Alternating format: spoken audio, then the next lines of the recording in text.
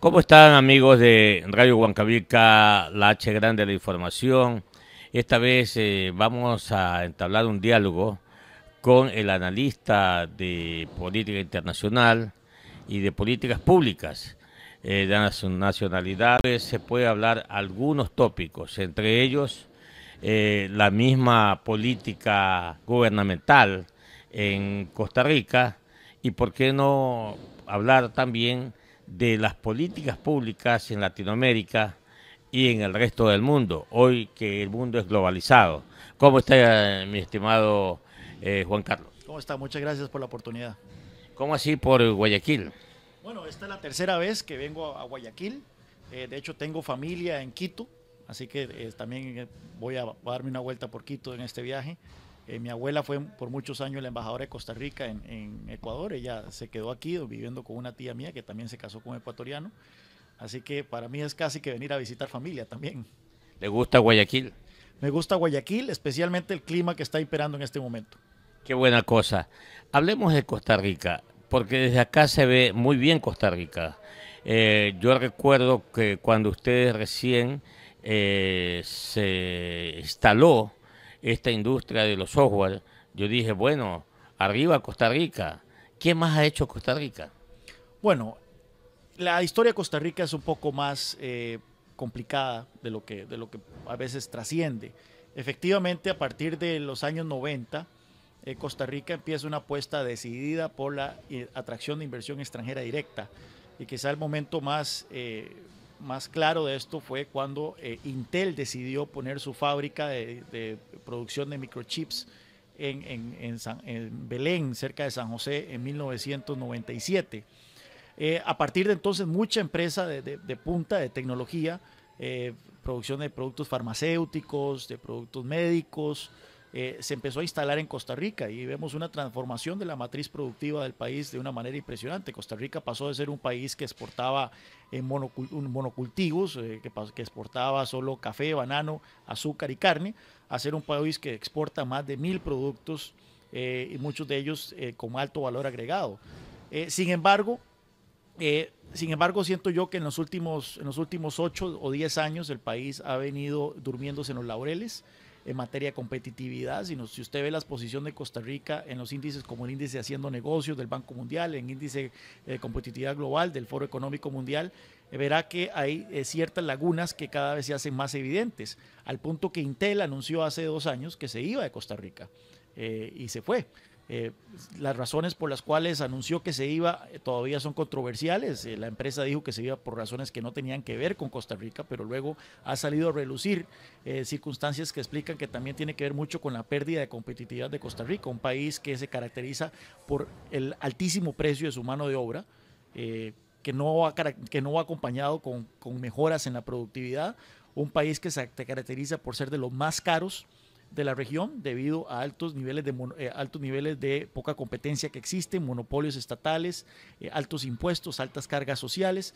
En fin, es un país que lamentablemente se durmió en los laureles, piensa que la inversión va a seguir llegando simplemente por las cosas buenas que se hicieron hace 20 o 30 años y que necesita un serio reajuste en sus políticas si quiere permanecer siendo atractivo para la inversión, tanto internacional como doméstica. Sin embargo, el último informe del Foro Mundial Económico me indica que Panamá, que Chile y que la misma Costa Rica son países altamente competitivos dentro de Latinoamérica. Bueno, sí, es que todo el mundo es ciego, el tuerto es rey, ¿verdad? Efectivamente, si nosotros nos comparamos con la región, con América Latina, Costa Rica todavía aparece entre los top 5 o los top 3 de economías más competitivas. Sin embargo, Costa Rica no compite con Honduras o no compite con Paraguay a la hora de atracción de inversiones. Nosotros competimos con Chile, competimos con Irlanda, competimos con Malasia. Son países con los que tenemos que mejorar en muchos aspectos si queremos seguir siendo atractivos para el tipo de inversión extranjera. Usted me habla mucho de el cambio en la matriz productiva, me habla mucho de la industria manufacturera, de los bienes finales, que han mejorado enormemente en la economía costarricense. pero también conozco que el sector turismo ha avanzado enormemente. El sector turismo se ha vuelto la principal industria, la principal generadora de divisas del país. Claramente hemos sido privilegiados con una naturaleza impresionante en un territorio muy pequeño. Tenemos 30 y resto de microclimas.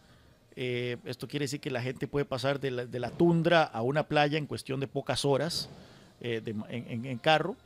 Y bueno, y la cercanía con Estados Unidos nos ha hecho ciertamente competitivos. Es una industria también que a lo largo de los años dependió mucho de un tipo de cambio favorable, es decir, el colón costarricense se devaluaba frente al dólar por muchos años y esto favoreció a la industria turística. Esto generó también consecuencias para la economía negativas, como es un alto nivel de inflación.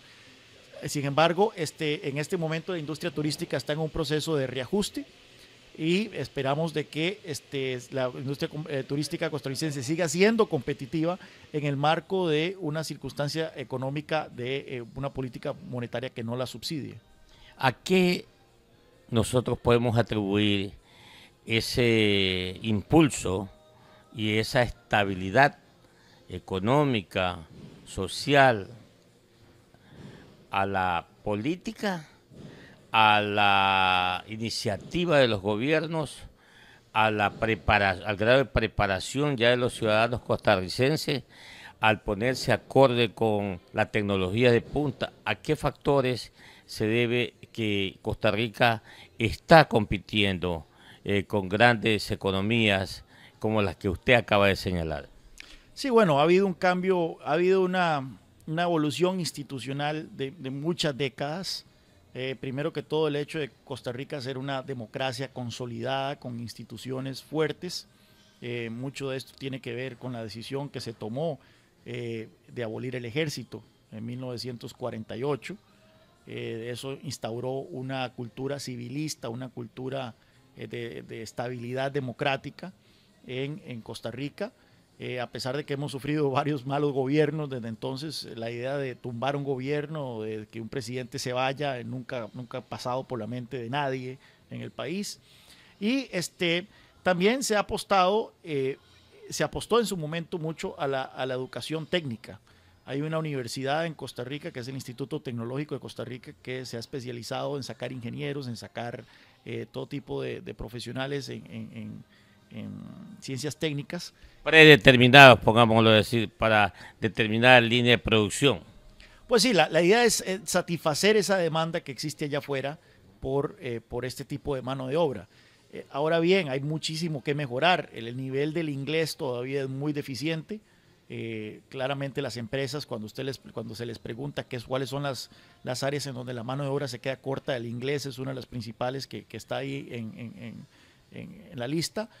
También el hecho de que hay un faltante todavía de ingenieros, hay un faltante de mano de obra técnica, pero sin duda alguna, una de las razones por las cuales muchas de estas empresas han decidido ubicarse en Costa Rica tiene que ver con esa apuesta que se ha hecho también a mano de obra especializada.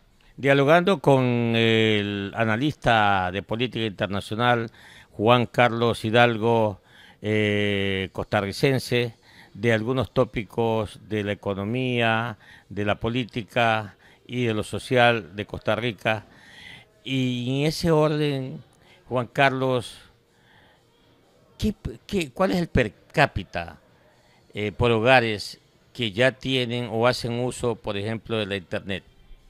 Mira, en este momento no sabría decirte, esa es una pregunta que lamentablemente no se me escapa la estadística en este momento.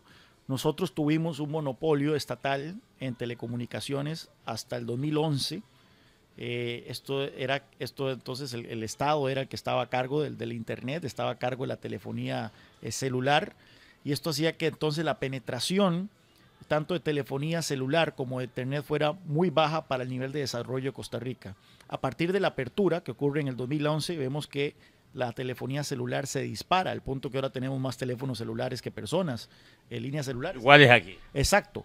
Y el Internet ha ido aumentando. No tengo el dato de cuánto es actualmente, pero sí ha ido aumentando de una manera dramática gracias a la competencia que no existía hasta hace unos pocos años. Las ciudades, por ejemplo, grandes como San José, que es su capital, en el caso de Guayaquil, nosotros tenemos ya en muchos sectores de la ciudad, el municipio de la ciudad ha podido instalar líneas gratuitas de internet. ¿Cómo están en ese orden ustedes? Todavía no, todavía no hemos llegado a ese punto. Todavía las empresas padecen de baja velocidad en el internet. Tal vez es necesario que haya más competencia. Por el momento tenemos un sistema de competencia regulada en el sentido de que el gobierno controla la cantidad de oferentes que hay en el mercado. Solo tengo entendido que existe solo un municipio de 81 en el país que tiene algún plan en desarrollo de poner a disposición del público por vía aérea, o sea, vía abierto el servicio de internet. Permanentemente elogio la política gubernamental de Costa Rica cuando sus gobiernos destinan del Producto Interno Bruto entre 6, 7 y ahora 8% para la educación, teniendo como base siempre los pueblos para crecer, para desarrollarse, la educación primero, la preparación de sus habitantes. ¿Cómo están ustedes? Sí, bueno, desde hace aproximadamente 10 años, 15 años, los gobiernos han empezado con este objetivo de aumentar cada vez más la proporción del Producto Interno Bruto destinado a educación, al punto que la Constitución ahora manda un 8%. Todavía no se cumple, apenas está por encimita del 7% del Producto Interno Bruto, pero aún así esto es muchísimo, tomando en consideración que los ingresos del gobierno central son menos del 14% del Producto Interno Bruto. Es decir, el gobierno central está gastando casi la mitad de sus ingresos tributarios en educación. El problema es que se ha enfocado muchísimo en gastar a toda costa sin establecer ningún tipo de criterio sobre cómo se está gastando el dinero. O sea, falta calidad. Falta calidad. No existe, por ejemplo, controles sobre los maestros, algún tipo de evaluación, calificación de los maestros para darse cuenta si los maestros manejan bien las materias que están enseñando a los alumnos. Incluso hace unos años, por primera vez, se hizo exámenes a los profesores de matemática y los profesores de inglés, y los resultados fueron desastrosos, al punto que fueron tan desastrosos que los sindicatos dijeron: nunca más vamos a permitir que se vuelvan a hacer evaluaciones de ningún tipo a los profesores. Así que no tenemos idea de exactamente cómo se está gastando esta plata. Lo que sí sabemos es que ha habido un par de informes en los últimos años que muestran que la calidad de la educación viene cayendo, midiéndola como comprensión de lectura en niveles básicos, en niveles de matemática. Los resultados de PISA, de las evaluaciones de PISA, también son desastrosos. Así que lamentablemente el énfasis siempre ha sido en gastar y gastar y gastar, y presentar como un logro simplemente el hecho que se está gastando más, sin ponerse a fijarse de una manera objetiva si este gasto está siendo más bien una inversión o simplemente un despilfarro. Dos tópicos que quiero tocar con Juan Carlos Hidalgo, analista de política internacional costarricense, es, por ejemplo, el Brexit y la nueva ministra británica en el Reino Unido. ¿Qué lectura tiene Juan Carlos Hidalgo al respecto y qué cree que va a pasar con la Unión Europea luego de que se den los 2 años para que salga el Reino Unido de este conjunto de países, de este gobierno, como le llaman, supranacional, ¿no? Bueno, para mí fue una decisión bastante lamentable la que tomó una mayoría de votantes británicos. Entiendo muy bien de que existen quejas válidas sobre la naturaleza de la Unión Europea como un supergobierno burocrático que está alejado de los sentimientos del votante promedio europeo, en donde se peca mucho de regulaciones, se peca mucho de subsidios, se peca mucho de planificación, de hiperplanificación en materia económica. Sin embargo, la gran virtud de la Unión Europea es su mercado único y el libre movimiento de personas. Y el Reino Unido está poniendo en juego ese acceso a ese mercado único. Recordemos que la mitad de las exportaciones del Reino Unido van a la Unión Europea. Ahora la gran discusión es cuál va a ser la naturaleza de la relación del Reino Unido con Europa. Existen diferentes alternativas.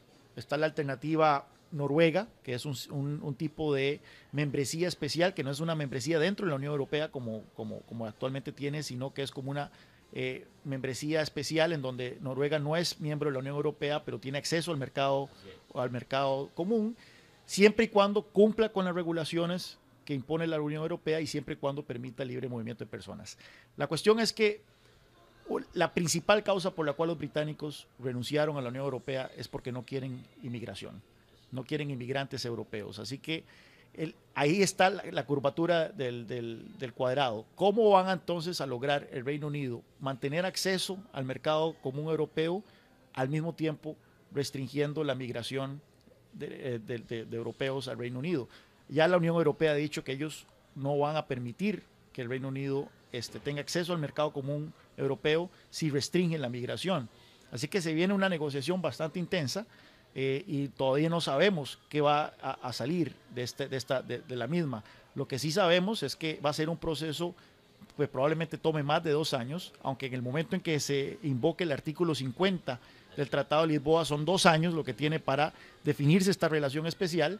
Theresa May ha dicho que ella lo va a invocar hasta el próximo año, mientras más o menos define cuál va a ser la estrategia del gobierno británico. Sin embargo, es probable que esas negociaciones se extiendan más de 2 años. Estamos hablando de miles de páginas de regulaciones y de leyes que necesitan ser revisadas. Va a haber una negociación comercial. Si eventualmente el Reino Unido se sale del mercado único europeo, va a tener que entonces negociar un tratado de libre comercio con la Unión Europea, que probablemente va a ser muy complicado. Así que esta incertidumbre creo yo que va a ser muy nociva para la economía británica y muy nociva también para la economía mundial como un todo. Ahora, hablando de economía mundial, Juan Carlos, los Estados Unidos están próximos a cambiar su primer mandatario y al parecer, de acuerdo a los sondeos, la señora Clinton sería la primera mujer que llegue a ocupar esa primera dignidad, esa primera función pública, como es gobernar los Estados Unidos de Norteamérica.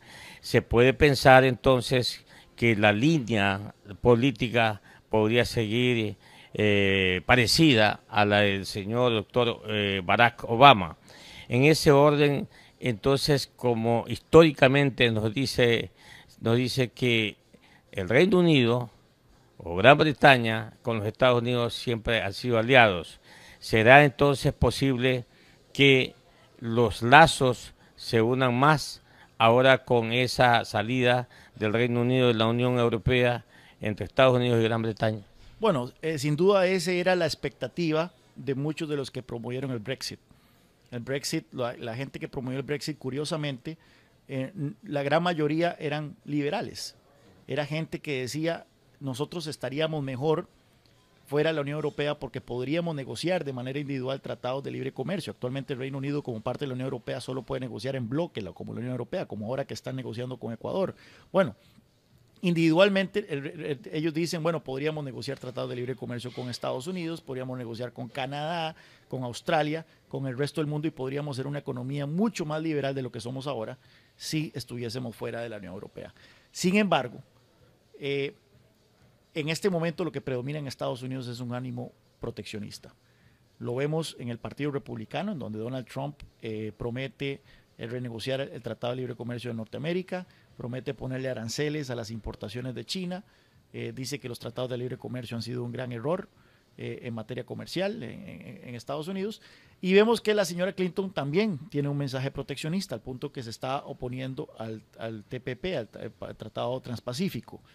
Así que yo creo que es un tremendo error de cálculo por parte de los que apoyaron el Brexit, pensando que Estados Unidos iba a estar ansioso de firmar un tratado de libre comercio con el Reino Unido, pensar de que eso va a ocurrir. Es muy probable que, dado el ánimo proteccionista que va a predominar en Estados Unidos a partir de la próxima presidencia, eso no vaya a ocurrir muy pronto. Ya que usted ha señalado o ha repetido varias veces Tratado de Libre Comercio, nosotros estamos en pleno proceso de suscribir un contrato denominado multipartes de comercio con la Unión Europea y estamos muy ávidos los empresarios, la colectividad en general. Sin embargo, a pesar de que el ministro de Comercio Exterior del país, el señor doctor Juan Carlos Casinelli, que está muy optimista y ha dicho que a fines o los primeros días de diciembre de este año, a lo mejor suscribamos este acuerdo. Pero hay otros ecuatorianos y empresarios especialmente que dicen, no, esto no se firmará porque el Ecuador tiene salvaguardias arancelarias, sobre tasas arancelarias, y los europeos que producen sus bienes finales tienen que vender. Y al saber o al conocer que hay estas protecciones arancelarias por parte de Ecuador, ellos no podrán pues competir y también no van a vender a Ecuador. ¿Cree usted que eso, al ser como está puesto ahí, eso impediría la suscripción de un contrato como se está hablando? Bueno, sí, aquí el error es pensar de que el Tratado de Libre Comercio, el acuerdo de asociación que vaya a alcanzar Ecuador con la Unión Europea va a ser simplemente para que los ecuatorianos, exportadores ecuatorianos puedan vender sus productos en Europa. No, los europeos también quieren vender sus productos aquí en Ecuador.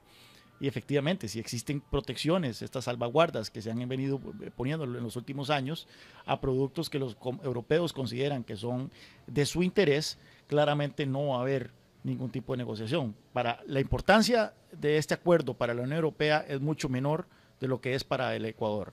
Así que el Ecuador es el que necesita de este acuerdo más que la Unión Europea. Y bueno, yo lo he visto como la manera en que se han negociado estos acuerdos similares con Colombia, con Perú, con Centroamérica, en donde los europeos hacen sentir sus intereses de una manera muy fehaciente. Recordemos que muchas de las exportaciones ecuatorianas a Europa ya entran libres de impuestos bajo el SPG y ya los europeos han señalado que hasta diciembre.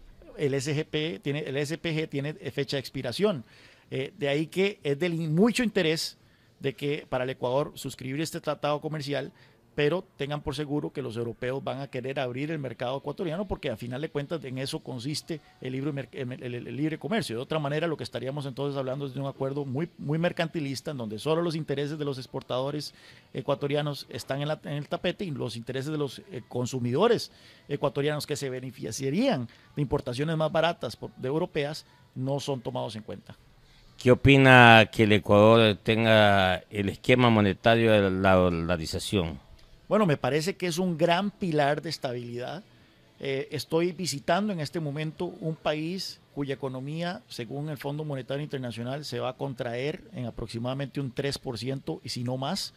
Y bueno, en otras circunstancias, una contracción de esta magnitud, aunada cuando un país tiene moneda propia, probablemente implicaría una inflación de 2 dígitos y una crisis mayor. Aquí veo que sí, la situación, la gente se queja de la economía y de todo, pero no veo mayor crisis económica como sí vemos en Venezuela, como sí vemos en Argentina, como sí vemos en Brasil, países en donde los gobiernos han podido financiar su irresponsabilidad fiscal con emisión. ¿Qué pasaría en Ecuador? Un país cuyo déficit fiscal me dicen que anda por el 7% del Producto Interno Bruto. ¿Qué pasaría si el gobierno tuviese esa capacidad de financiar su irresponsabilidad fiscal mediante emisión? Bueno, probablemente tendríamos una inflación del 15 o 20 o más por ciento. Probablemente la reacción del gobierno ante una inflación de esa magnitud hubiera sido controles de precios. Probablemente el resultado de eso habría sido escasez y probablemente entonces veríamos un escenario más o menos similar a lo que está ocurriendo en Venezuela. Definitivamente la dolarización es una garantía contra la irresponsabilidad y contra el populismo de los gobernantes. Un mensaje desde Costa Rica para los oyentes de Radio Huancavilca 830M de Guayaquil, Ecuador. Bueno, para mí es un placer visitar Ecuador. Como decía anteriormente, tengo familia aquí. Y bueno, me encantaría ver un Ecuador que salga de esta situación económica complicada en la que se encuentra y que empiece a apostarle más decididamente a unas políticas de apertura, unas políticas de libre mercado, en donde el crecimiento sea inclusivo, en donde todos se beneficien de salarios crecientes y de ingresos crecientes. Así que ojalá que pronto tengamos ese giro en las políticas públicas en el Ecuador, de tal forma que Ecuador se una a la comunidad de países latinoamericanos que crecen y que son más prósperos. Muy amable por esta entrevista. Siempre un gusto. Muy bien, de esta manera pues hemos dialogado con el analista de política internacional Juan Carlos Hidalgo, de nacionalidad costarricense.